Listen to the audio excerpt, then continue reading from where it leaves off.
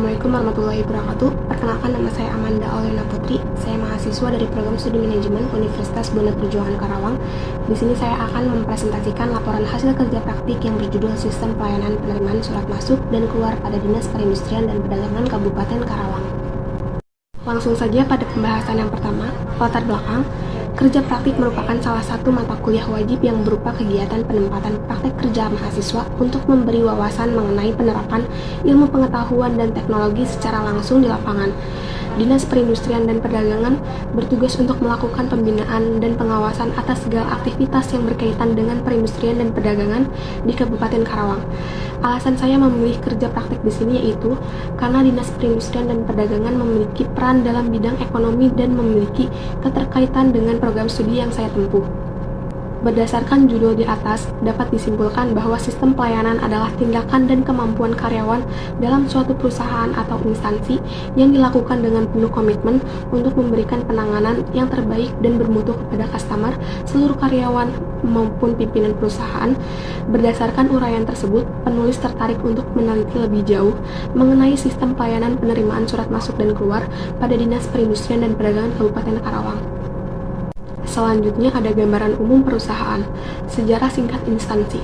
Setelah penerapan otonomi daerah sesuai Undang-Undang Nomor 22 Tahun 1999, pembinaan dan pengembangan sektor industri dan perdagangan di Kabupaten Karawang diintegrasikan antar instansi Kantor Departemen Perindustrian, Kantor Departemen Perdagangan, dan Dinas Teknis Pemda tingkat 2 Pemerintah Kabupaten Karawang melalui Dinas Perindustrian dan Perdagangan yang dipimpin oleh seorang kepala dinas berada di bawah dan bertanggung jawab kepada Bupati.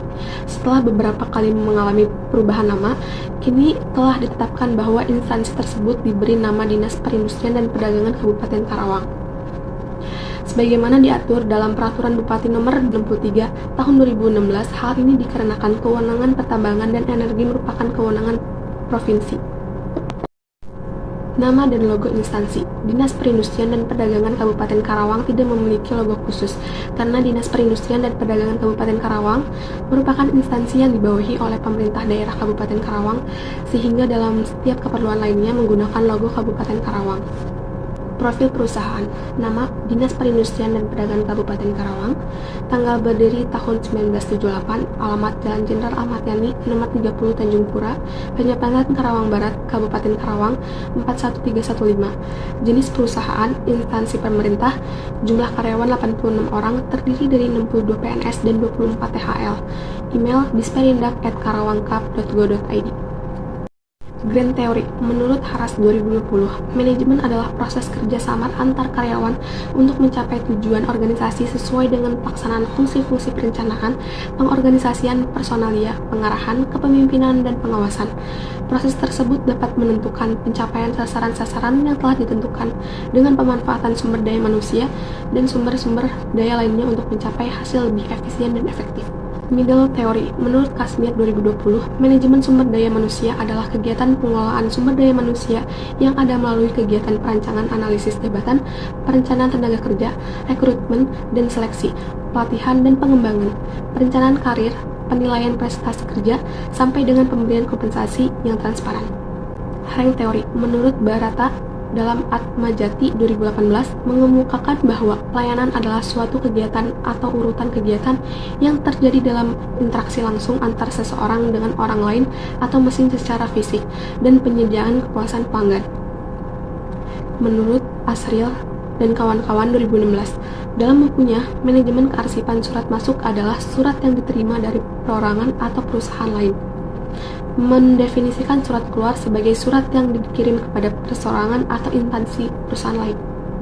Tujuan kerja praktik. 1. Untuk mengetahui spesifikasi pekerjaan yang ada di bidang sekretariat di Dinas Perindustrian dan Perdagangan Kabupaten Karawang. Yang kedua, memahami cara kerja bidang sekretariat dalam melayani penerimaan surat masuk dan keluar di Dinas Perindustrian dan Perdagangan Kabupaten Karawang. Yang ketiga, mengamati permasalahan apa saja yang ada pada bidang sekretariat di Dinas Perindustrian dan Perdagangan Kabupaten Karawang. Metode penelitian. Penelitian ini menggunakan pendekatan kualitatif dengan metode studi kasus. Data yang digunakan adalah data primer dan data sekunder. Teknik pengumpulan data yang digunakan untuk mengumpulkan data adalah dengan studi lapangan, observasi, wawancara, dan dokumentasi yang berkaitan dengan masalah yang diteliti. Penentuan informan menggunakan teknik profit sampling. Dalam penelitian ini, peneliti menentukan beberapa informan berdasarkan karakter dan kesesuaian dengan data yang diperlukan.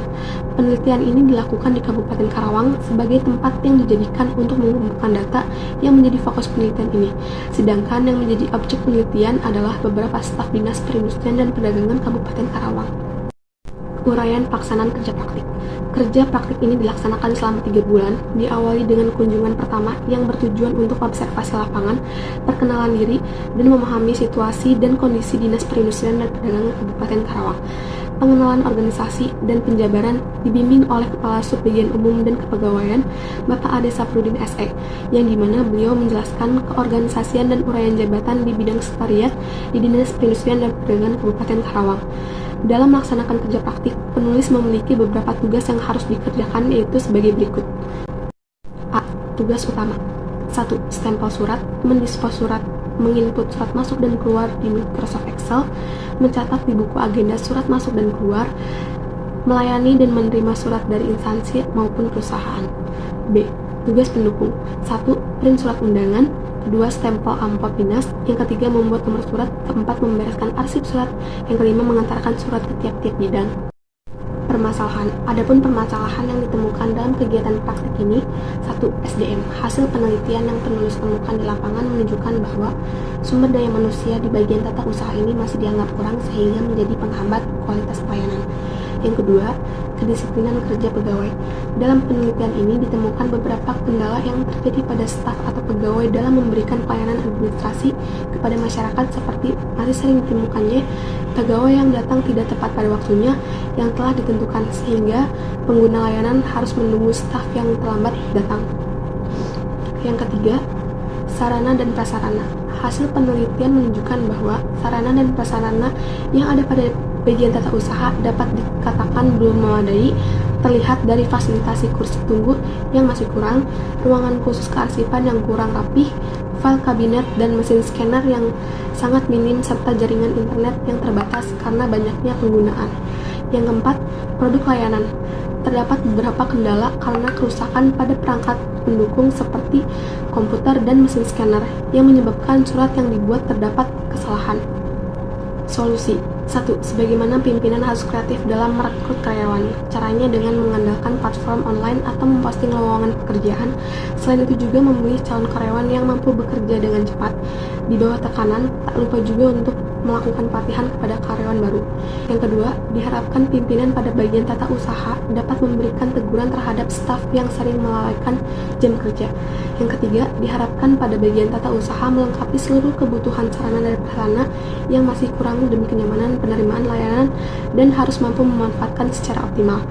Yang keempat, diharapkan pimpinan pada bagian tata usaha selalu mengawasi dan mengevaluasi kinerja para staf serta menegakkan aturan yang telah ditetapkan agar dapat meminimalisir kesalahan-kesalahan yang telah terjadi.